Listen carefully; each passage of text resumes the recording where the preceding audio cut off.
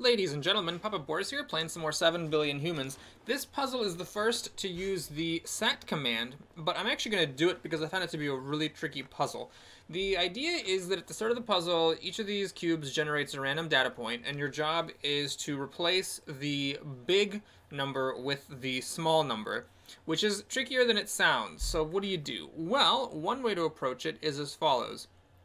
Oh, before I continue, I should mention that you also have to drop the cube back down to where it is.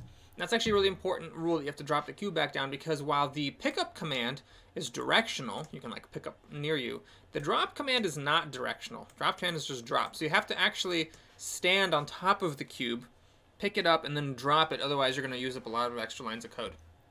But okay, so what we're going to do here is say, all right, eventually, I'm going to pick up the cube I'm standing on.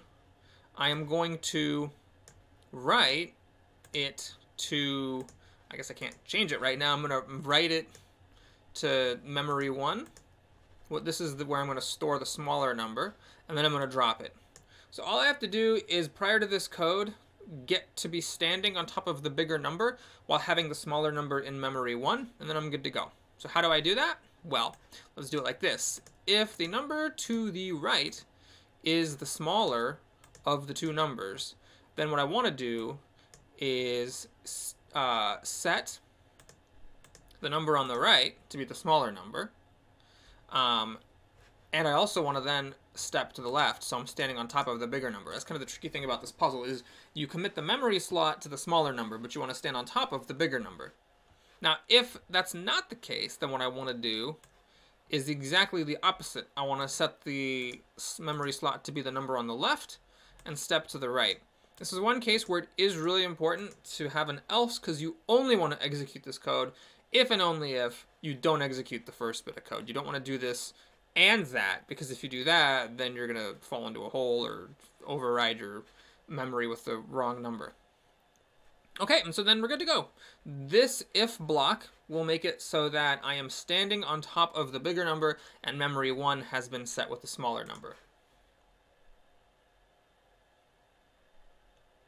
And ta-da. Now the problem with that is, this is one of the rare cases where actually I make the speed challenge, beating it by a second in fact. I got 3, I did it in 2, but I actually failed the size challenge by 1 command. And this was really, really tricky. I actually had a tough time with this puzzle. It took me several hours to figure it out. Like, not that I was here at the computer being like, you know, for several hours. I wish I had that kind of time. It's more like I played it for a few minutes, then like I had to go, and then like throughout the day I was just constantly thinking about it. Like, where the hell do you lose 1 command from this? It seems like about as short as it can get. So that's kind of an interesting puzzle. And one thing you can do when you're stuck on a problem like that is look at your code and say, okay, regardless of what order I write things in or how my program is structured, what commands here do I absolutely have to have? Okay, well, I absolutely need to pick up, write, and drop. Those things have to happen, because the write command only works for what you're carrying. So you're going to have to write. Before you can write, you have to pick up, and then the rules say that you have to put the cube back on the ground. So pick up, write, and drop have to be there. I clearly have to have an if to figure out which of the two cubes is smaller in some fashion or other, and I also need to have a step. That's 1, 2, 3, 4, 5 pieces of code that have to be in the solution. That leaves me with only 3 pieces of code to work with. So which of these other pieces of code can I cut? Well, there's some obvious candidates here. One of them is that I have this else, because else counts as an extra line of code, and the other is that I have 2 steps. We can cut the step down into 1 by using the step command, because if you use the, well, this is a step command, but instead of using step command with a direction, you can use step to a memory slot. So if I can get the bigger number into a memory slot and I just do the step command, I don't have to do a duplicated step. I can just do the step command once. And I can also get rid of the else that way. But the question is, how do you structure the code to actually achieve that? And that is, you know, a non-trivial challenge, or at least it was for me.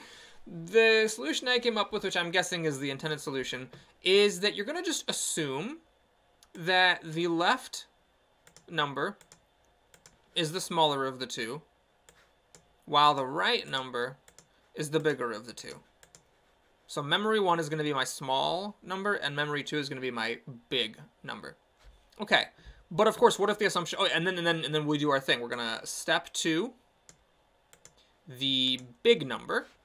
We're going to overwrite it with the small number, and then we're gonna pick it up, we're gonna step to the big number, we're gonna pick it up, we're gonna overwrite it, and we're gonna drop it. Oh wait, sorry, I'm being ridiculous. We don't need to step to it, and yeah, no, sorry, the whole point of this was that you can just pick up directly and then not have to do a step. Right. Okay, so we're gonna go ahead and pick up the big number, overwrite it with the little number, and then we're gonna drop whatever we've done.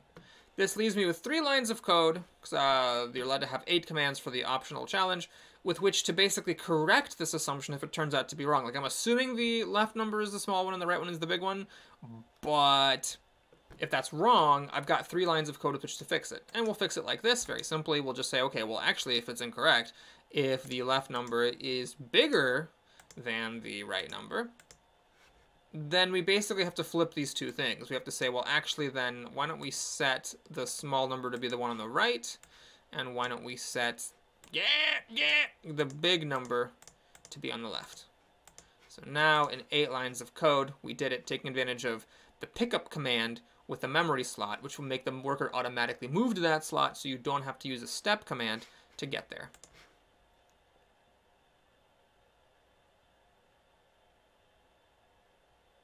There we go.